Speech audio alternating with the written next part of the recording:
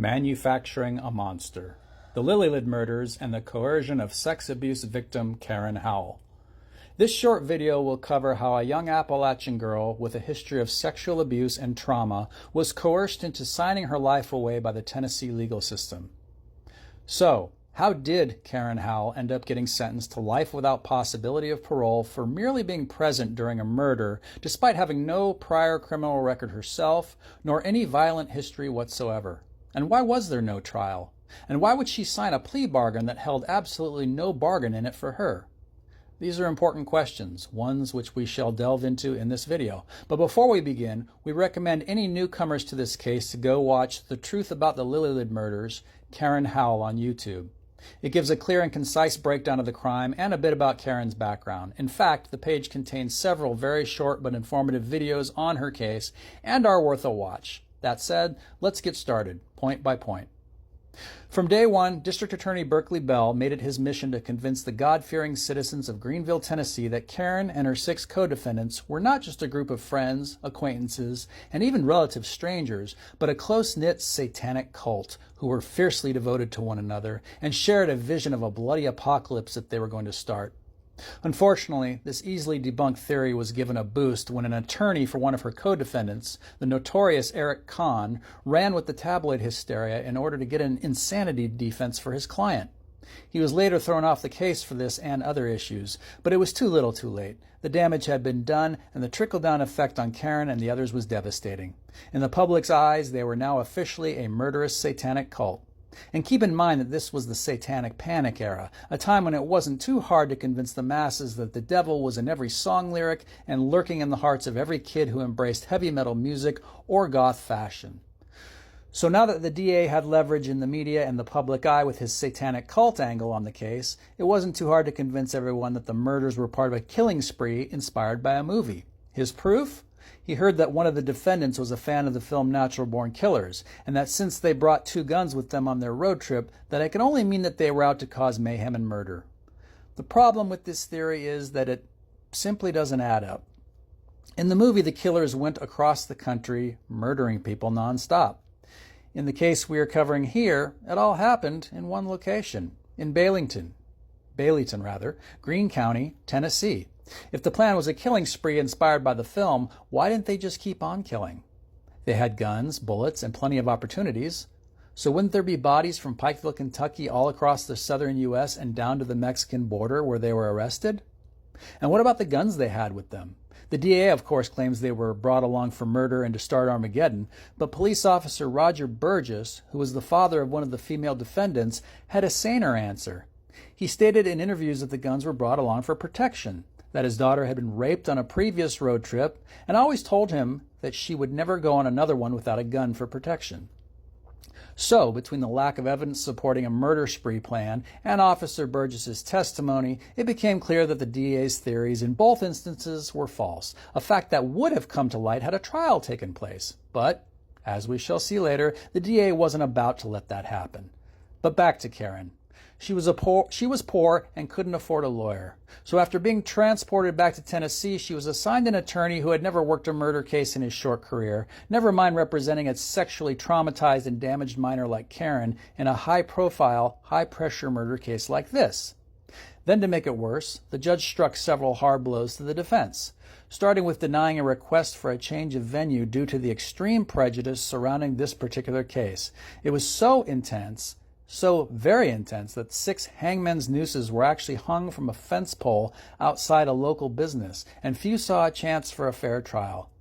But the judge couldn't be budged on this. And the second blow was even worse. The judge denied them the right to separate trials, insisting that they be tried as a group, which further confirmed the claims of the DA in the eyes of the public that they were, in fact, a group, and worse, a group of little Satanists. To his credit, the judge later admitted this error, realizing it absolutely prejudiced the public against Karen and the others. But again, it was too little, too late. He also cited the cost as a reason for his verdict, as if due process should be a matter of dollars and cents over the rights of human beings who are fighting for their lives. He definitely could have used some advice and a stern reminder from Justice Hugo Black on that matter. But the DA's case fell apart when his star witness against the defendants was revealed to be a known felon. He also admitted that the evidence proved that Jason Bryant was the only shooter out of the group, and as such he knew there was little chance of getting a first-degree murder conviction against a non-violent minor and first-time offender like Karen, and also Crystal Sturgill, Dean Mullins, and other co-defendants.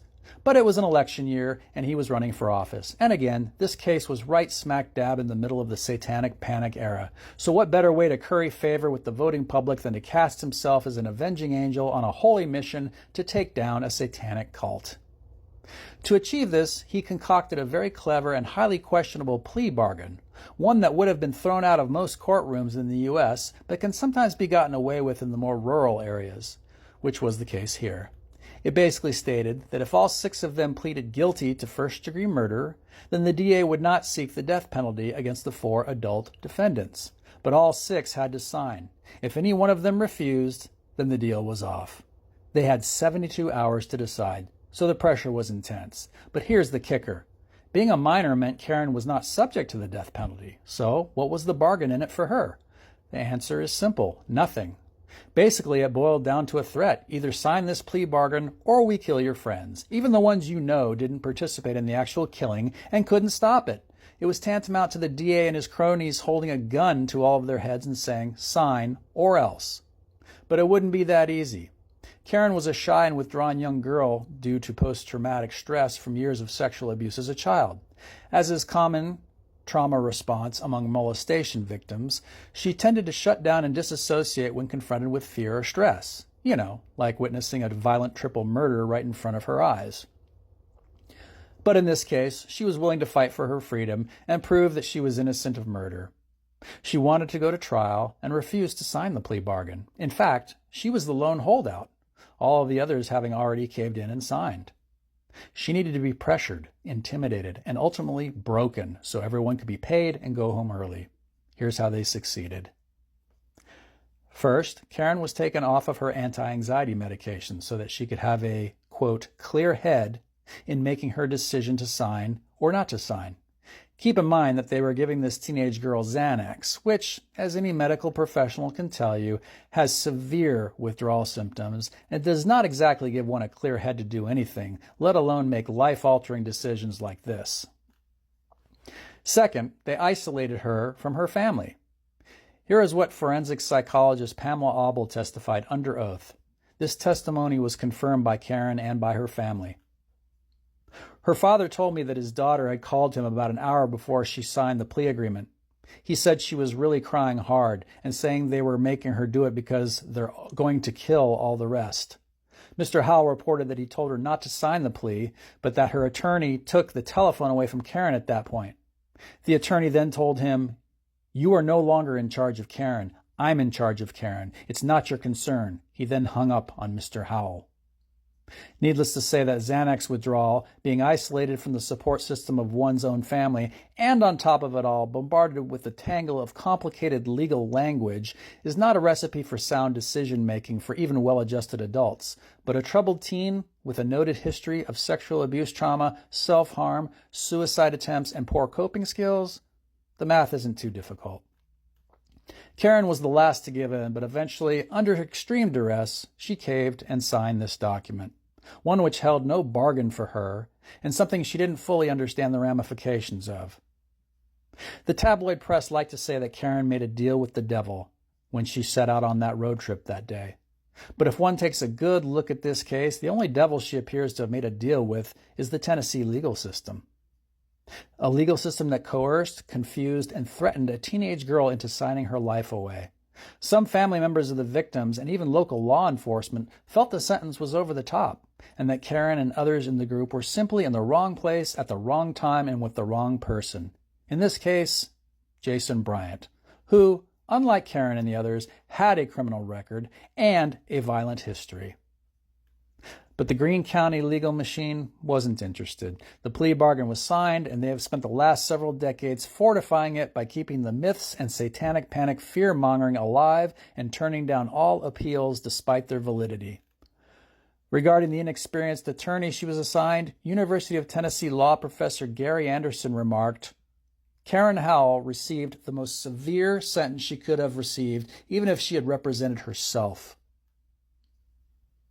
Karen Howell has thousands of supporters across the globe who recognize the injustice done not only to her, but to most of the others in the group she was with that day. We hope you will consider joining them in demanding that this corrupt plea bargain be thrown out and Karen be released with time served, or, at the very least, given an actual trial with a defense attorney with some murder trial experience. She had nobody to defend her when she was a child being molested by her uncle and cousin, and she had nobody to defend her while she was being coerced into signing her life away. Let's not allow her to be abandoned again. She has served over 2 decades behind bars. Write Governor Bill Lee today and demand her immediate release. Thank you for watching.